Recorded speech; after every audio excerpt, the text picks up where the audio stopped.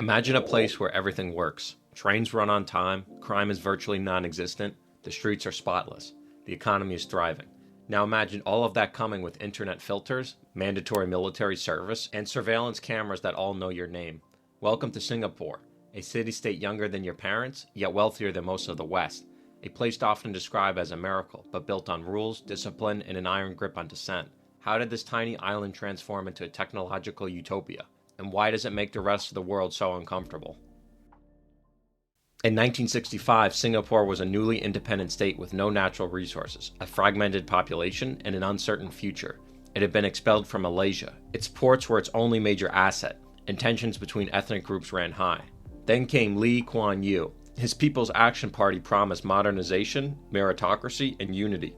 Under Lee's rule, Singapore industrialized rapidly, invited foreign investment, and enforced strict laws to maintain order. Chewing gum was banned, media was censored, opposition was minimized. But poverty dropped, life expectancy soared, and by the 1990s, Singapore was one of the richest nations per capita in the world. Lee called it guided democracy, critics called it soft authoritarianism.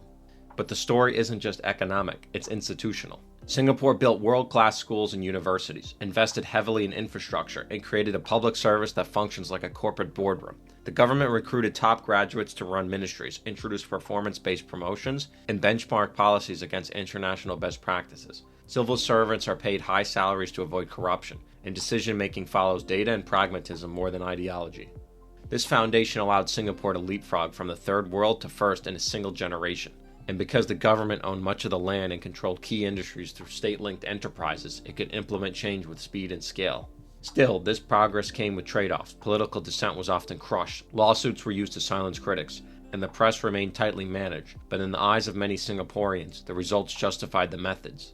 But Singapore isn't just a city, it's a machine, a tightly managed operating system where efficiency is the guiding principle.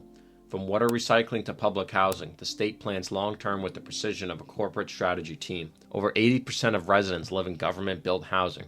Urban planning includes heat sensors, smart street lighting, and AI-assisted traffic control. Trash cans tell city services when they're full. It's also one of the most surveyed cities in the world. Facial recognition in public housing, contact tracing during COVID-19 became mandatory. Data is being collected everywhere. Take the Smart Nation Initiative, for example. Launched in 2014, it's a comprehensive digital infrastructure strategy that includes cashless payments, AI and governance, and seamless citizen services. From applying for housing to checking transport in real time, digital convenience has been woven into daily life. Even the city's greenery is digitally matched to ensure optimal maintenance and cooling effects. Behind the scenes, tech partnerships with global firms like Google and Alibaba power much of the infrastructure. Yet these partnerships are closely regulated. Data ownership stays with the government. The state, not the market, decides how technology is deployed.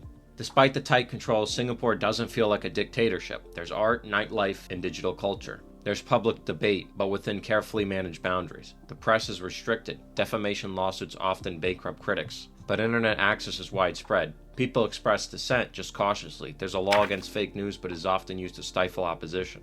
This is what some call the Singapore paradox, a society that trades some freedoms for stability and doesn't seem to regret it. Singapore's version of freedom is highly curated. You can say a lot, just not about certain topics. Political satire exists, but is carefully veiled. Art is thriving, but red lines are known. Public protests require permits, and most are limited to Speaker's Corner, a designated zone in a single park. Yet the average citizen enjoys world-class education, healthcare, and safety. Social mobility is real. Multicultural harmony is actively cultivated.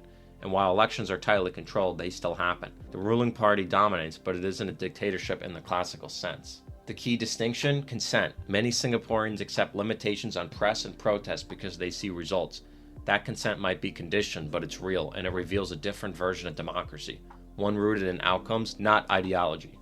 Singapore doesn't just manage its own affairs, it plays the global game. It hosts American warships and welcomes Chinese investment. It avoids taking sides while maintaining deep ties with everyone. It's a founding member of ASEAN, a bridge between East and West and a favorite hub for international arbitration. Its passport is one of the strongest in the world. Its universities and airports are top ranked. It is small, but it is unavoidable. So can Singapore's model be exported? Planners in Rwanda, the UAE, and even China have studied the Singapore model. Rapid development with centralized control, but most places can't replicate its unique mix of size, location, culture, and history. Part of what makes Singapore work is scale.